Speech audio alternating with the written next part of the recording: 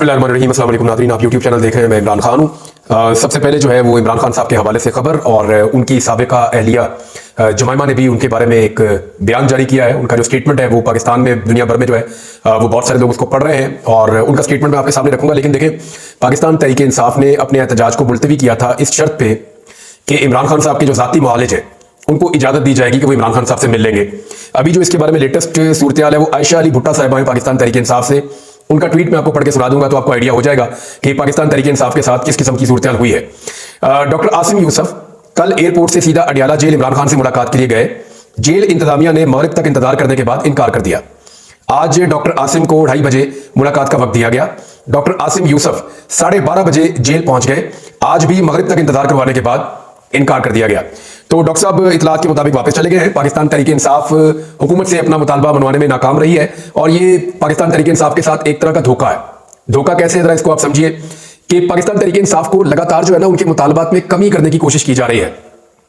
पहले ये तहरीक चलाते थे इमरान खान को आज़ाद करवाना है, फिर ये तहरीक चलवाते थे कि हमने जुल्म का बदला वोट से लेना है, फिर जुल्म का बदला वोट से ले लिया तो तहरीक चलाते थे कि मैंडेट वापस लेना है, फिर तहरीक चलाते थे कि जी आईनी तरमीम हम नहीं होने देंगे, और फिर मामला यहां तक पहुंच गया कि चलो इमरान खान से मुलाकात ही करवा दो। और अब जो मुलाकात के लिए इजाजत दी गई वो भी बैरिस्टर गौर को नहीं दी गई। हामिद रजा काजमी साहब ने भी इजाजत मांगी थी, उनको भी नहीं दी गई। ये इजाजत दी गई सिर्फ एक डॉक्टर को कि प्रोफेशनली जाके चेक कर लें, और डॉक्टर को भी मिलने नहीं दिया गया इमरान खान साहब से। ऐसी क्या वजह है कि इमरान खान साहब से मिलने नहीं दिया जा रहा? क्या इमरान खान साहब का कोई एक जुमला पूरे निजाम पे भारी पड़ सकता है? क्या इन्हें लगता है कि जो आईनी तरमीम ये करना चाह रहे हैं, जो मनमानी ये करना चाह रहे हैं, उस मनमानी के रास्ते में इमरान खान साहब की कोई नई हिकमत अमली आकर ना खड़ी हो जाए? या इन्हें लगता है कि पार्टी के अंदर अगर कोई लोग कंप्रोमाइज हुए हैं तो उनके बारे में इमरान खान साहब का कोई मौकिफ बाहर ना आ जाए? तो प्रॉब्लम है क्या? कौन सी ऐसी चीज है जिसका खौफ है और जिसकी वजह से इमरान खान साहब से मिलने नहीं दे रहे? क्या इमरान खान साहब की हालत वाकई ठीक है, या इमरान खान साहब को इतना परेशान किया गया है कि अब उन्हें मिलवाते हुए भी डर रहे हैं कि अगर लोगों को पता चला कि इमरान खान के साथ क्या हो रहा है तो पता नहीं उसका क्या रद्द-ए-अमल आएगा? बहरहाल जो भी है, इमरान खान साहब से मुलाकातें बंद की गई हैं। और यहां पे मेरे पास एक स्टेटमेंट है जो इमरान खान साहब की साबिका अहलिया जमाइमा खान, उनका ये स्टेटमेंट है। इमरान खान साहब के बेटों की वो वालिदा है। इस हवाले से उन्होंने ये डिटेल एक अपना बयान जारी किया है, एक पैगाम है उनका। और उन्होंने कहा कि पाकिस्तान, मैं आपको पूरा पढ़ के उर्दू में सुना देता हूं।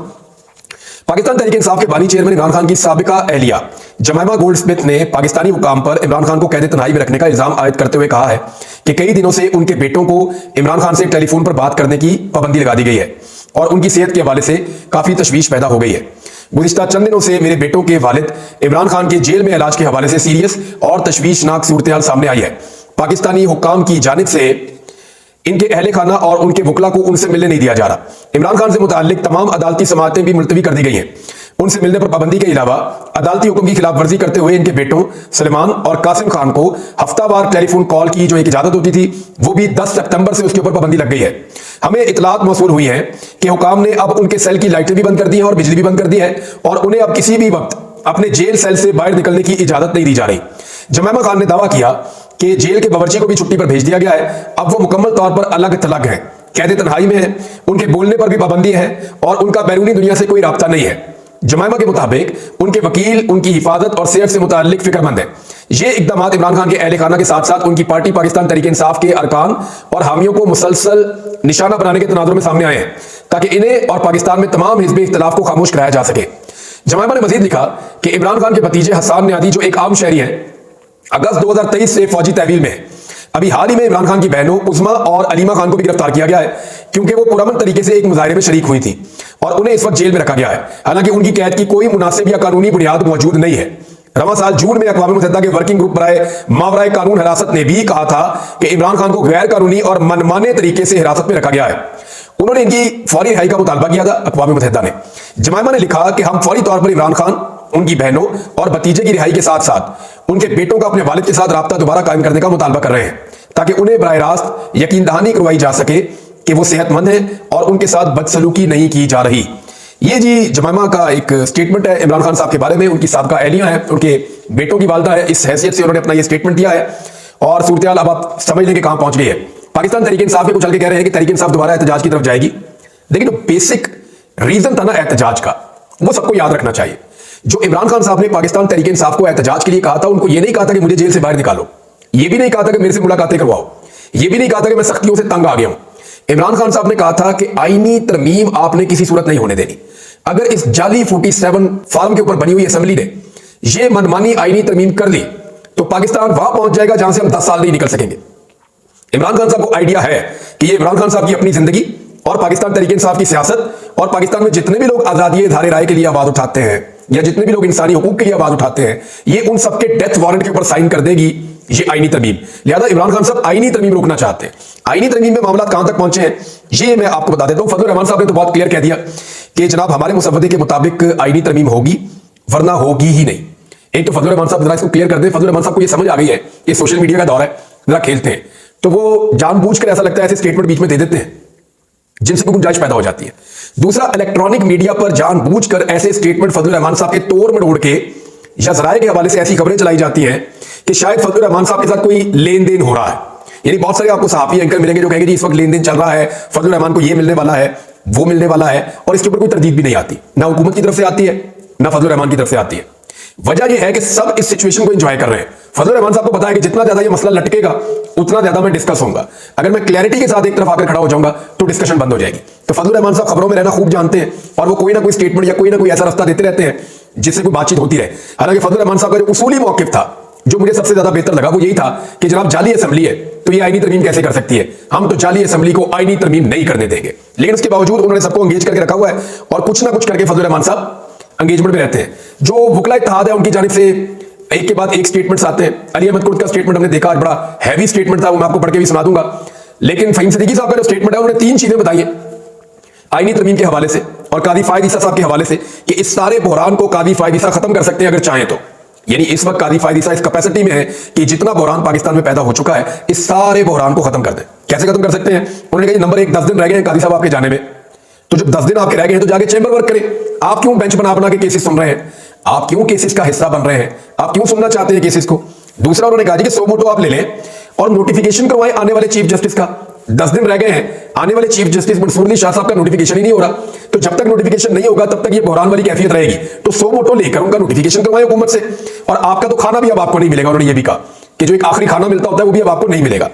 फिर ये कहा कि ये जो तरामीम हो रही है इस पे भी सुप्रीम कोर्ट को 100 मोटो लेना चाहिए था और सबको बैठ के इसके ऊपर एक फैसला देना चाहिए कि जनाब आईनी तरमीम करना पार्लियामेंट का हक है, पार्लियामेंट अपने हक को आजादाना इस्तेमाल करे, लेकिन उसका भी कोई किसी किस्म का क्राइटेरिया होना चाहिए, कोई तरीकाकार होना चाहिए कि जो दिल किया शख्सी बुनियादों के ऊपर आईनी तरमीम कर दी।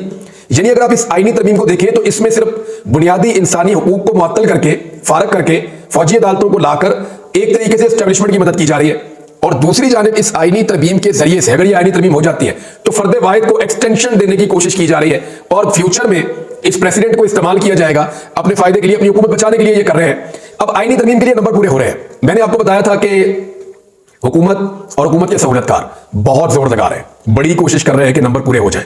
तो एक बंदा तो उन्होंने तोड़ लिया, और जो बंदा उन्होंने तोड़ा है वो तोड़ा कैसे है? एक बच्चे के जरिए से तोड़ा। यानी आप अगर एक घर के फर्द को उठा लें और उसको उठाकर लगातार आप टॉर्चर करें और वो आवाजें भी आप सुनवाएं घर वालों को, तो घर वालों के दिल पर क्या गुजरेगी? ये जो लोग टॉर्चर करके आवाजें सुना रहे हैं वो एक लम्हे के लिए ये सोचें कि अगर उनकी आवाजें उनके घर वालों को सुनाई जाए या उनके बच्चों की आवाजें उन्हें सुनाई जाए तो उनके दिल पर क्या गुजरेगी?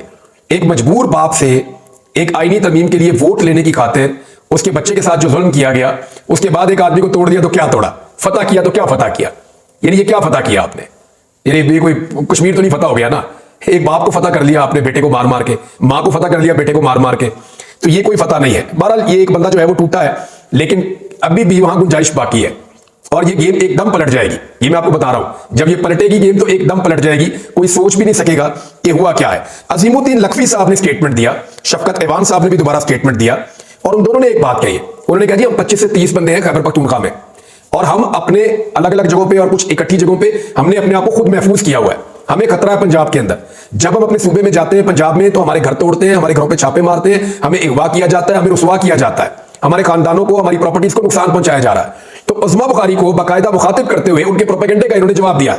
ये उज़्मा बुखारी साहब जो भी बोलती है ना, मैं नॉर्मली आपको पता है इनको डिस्कस भी नहीं करता, लेकिन वो जो भी बोलती है ऐसा लगता है झूठ बोलती है। वो जो भी बात करती है 24 घंटे के अंदर वो झूठ पकड़ा जाता है, और 24 घंटे भी नहीं गुजरते पकड़ा जाता है। जिस बंदे का उन्होंने कहा जी अगवा हो गया और ये उसका मामू है, ये उसका रिश्तेदार है, ये उसका दोस्त है, वो सारे मुकर गए। और वो बंदे जो है वो खुद आकर बता रहे हैं जनाब हम अपनी मर्जी से यहाँ पे हैं। और फॉर गॉड सेक, यानी एक बंदा पहले आप कह रहे हैं जी वहां अगवा हो गया, उसके बाद वो गायब होता और आप कह रहे हैं जी कुछ नहीं हुआ। तो ये झूठ बोल बोल के ना इतना ज्यादा झूठ बोला कि अब सच भी बोले ना तो लोगों को झूठ लगता है अनफॉर्चुनेटली। शफकत ऐवान साहब ने कहा जी मेरे 2 नंबर चलते पे ने, ये दोनों नंबर दे दे सूबाई वजीर इत्तलाआत को और उससे कहे मेरे से रब्ता करके पूछ ले कि क्या मैं अगवा हुआ या नहीं हुआ।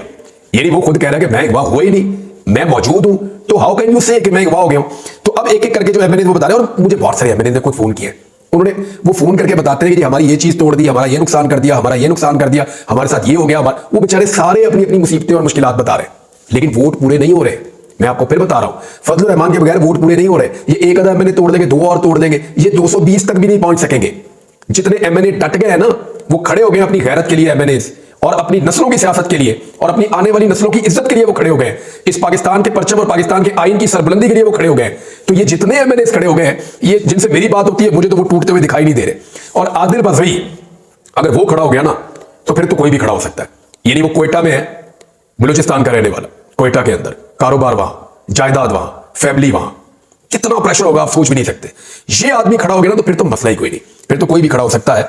हाँ, किसी के बाप को, किसी की मां को ब्लैकमेल किया जा सकता है। सेनेटर्स के हवाले से खबर आ रही है बड़ी इंपॉर्टेंट, वो मैं आपको अपने अगले वीलॉग में दूंगा। लेकिन मैंने आपसे कहा था कि मैं आपको अली अहमद कुर्द का जो एक स्टेटमेंट है, वो मैं आपको जरूर पढ़ के बताना चाहूंगा कि एक्चुअली उन्होंने क्या कहा। अली अहमद कुर्द ने कहा कि सारी दुनिया देखेगी कि ये 26वीं आईनी तरमीम हम नहीं होने देंगे।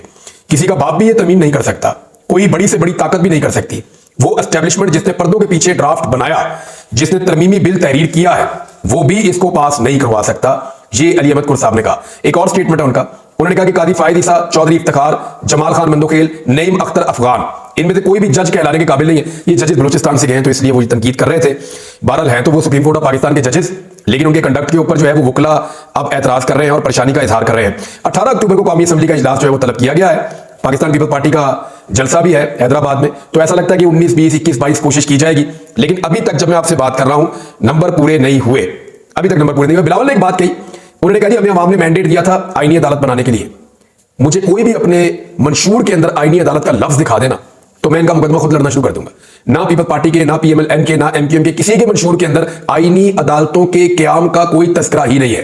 तो फिर ये क्यों आईनी अदालतें बना रहे हैं? अवाम तो मैंडेट उस बात का देती है जिस बात को मंशूर में आप शामिल करते हैं। आपको तो आईनी अदालत के नाम का बिलावल नहीं पता था इससे चंद महीने पहले तक। पिछले महीने आपने पहली दफा सुना कि आईनी अदालत भी कोई चीज हो सकती है, तब से लेकर अब तक आप आईनी अदालत कर रहे हैं। टोटल 150 मुकदमा है, 150 मुकदमा कहा जा रहा है कि टोटल है। अब 150 मुकदमों के लिए आपको एक नई अदालत बनाकर दे दे, इतने आप नवाब तो नहीं है ना कि इतना आपका खर्चा उठाएं, हर बात के अंदर आपका खर्चा उठाएं, हर बात के अंदर आपके नखरे बर्दाश्त करें। भाई पाकिस्तान गरीब मुल्क है, एक बेंच जैसे इंडिया में बना हुआ जैसे दुनिया में होता है, एक आईनी बेंच बना दिया जाए जो आईनी नौयत के मुकदमात सुने। नवाज शरीफ और उनकी पार्टी ने इमरान खान साहब पे हमेशा बड़े इल्जाम लगाए थे, इंडिया को लेकर, मोदी को लेकर। अगले वीलॉग में बताऊंगा, कुछ फैक्ट्स के साथ चीजें आपके सामने रखूंगा।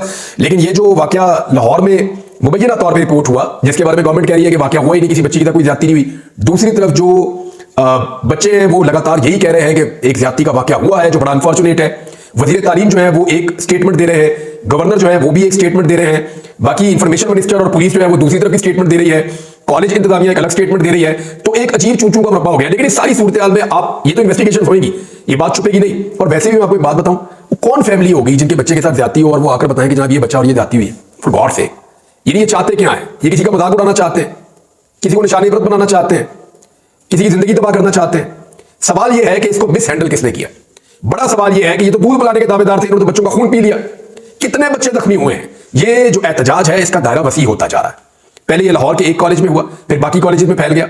अब आज जो हुआ वो लाहौर के बेशतर कॉलेजेस में और पंजाब के कई शहरों के अंदर जो है वो तलबा निकला है। बहुत बड़ी तादाद में निकलकर उन्होंने एहतजाज किया, उन्होंने आवाज उठाई, वो अपने हक के लिए खड़े। तो आप उन्हें मारते क्यों हैं? ये पंजाब हुकूमत ने पूरे मामले को बदतरीन तरीके से मिसहैंडल किया है और उन्होंने इसको सियासी रंग देने की कोशिश की है। ये बच्चे निकले किसी और मकसद के लिए थे। आप बच्चों को कैसे डिसोन कर सकते हैं? आपने कैसे तय कर लिया कि ये बच्चे सारे के सारे जो है वो पाकिस्तान तहरीक इंसाफ के हैं? ये बात मानने वाली है कि 90% यूथ जो है वो इमरान खान के साथ खड़ी है। लेकिन अब आप इस वजह से इतनी नफरत करेंगे कि जहां बच्चा नजर आ जाए, नौजवान नजर आ जाए या पढ़ा लिखा बंदा नजर आए, आप डंडे मारना शुरू कर देंगे, आप गिरफ्तार करना शुरू कर देंगे। तो एक इशू जो रिजॉल्व हो सकता था उसको इतना बड़ा बना दिया इस पंजाब हुकूमत की नालायकी ने कि जो दूध पिलाने के दावेदार थे ना बच्चों को, उन्होंने बच्चों का खून पिया। वो विजुअल्स मैंने देखे, मुझे तकलीफ होती और पूरे पाकिस्तान को तकलीफ हो रही है। और तलबा जो एहतजाज कर रहे हैं वो पुरअमन एहतजाज उनका हक है। आप हर जगह पुलिस, यानी आपके हाथ में हथौड़ा है और आप हर मसले को एक कील की तरह देखते हैं, मारो इसको भी, मारो इसको भी, फिक्स करो। हर मसले को आपको फिक्स करने के लिए आपको हथौड़ा ही नजर आता है और आपको कुछ नजर नहीं आता। ये बड़ी बदकिस्मती है। और देखिए मुकदमा कौन लड़ रहा है? वही इंफॉर्मेशन मिनिस्टर। वो जब भी कोई बात करती है लोग अज्यूम कर देते हैं झूठी है। भाई कोई चज का बंदा लेकर आओ, उसकी ड्यूटी लगाओ, वजीर तालीम को कहो कि भाई इंक्वायरी करें, गवर्नर से बोलें, गवर्नर को आप शामिल करें इसके अंदर, स्पीकर को आप शामिल करें इसके अंदर, वो बेहतर टीम आप बनाएं जो इसकी इंक्वायरी करे पूरे मामले को और लाकर हकायक सामने रखे। ये कौन सा तरीका है कि बच्चों को मारना शुरू कर दिया, डंडे मारो, ये करो, वो करो, मुखालिफिन है। इस तरह आप मजीद मुतनफर करेंगे आने वाली नस्लों को अपने खिलाफ, वैसे भी बहुत हो चुकी हैं। अब तक के लिए इतने, अपना ख्याल रखिएगा, अपने चैनल का भी। अल्लाह हाफ़िज़।